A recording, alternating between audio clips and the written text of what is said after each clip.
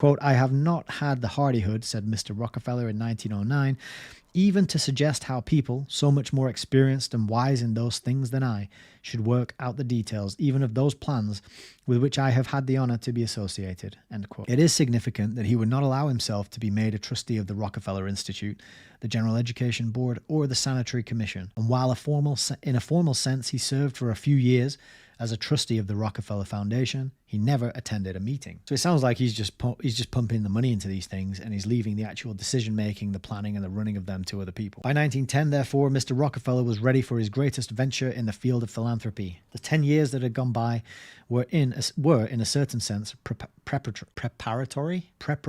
And in that 10-year period, three men had been brought into active relationship with his affairs, who were to have an incalculable influence, not only on the boards, which had already been created, but on the Rockefeller Foundation. Dr. Simon Flexner, Dr. Buttrick, and Dr. Rose. No one can review the history of these enterprises without realizing what a stroke of fortune it was that linked up the ability and vision of these three extraordinary men to the work which Mr. Rockefeller and his associates were launching. Other distinguished figures were to be added in the next decade, notably Jerome D. Green, George E. Vincent, Dr. Richard M. Pierce, and Abraham Flexner. But the initial choice of administrators was singularly providential. All three came out of exceedingly humble circumstances. So we got more self-made men pulling themselves up by the bootstraps. Dr. Flexner was the son of an itinerant peddler in Louisville. Apprenticed as a plumber, he failed and was discharged.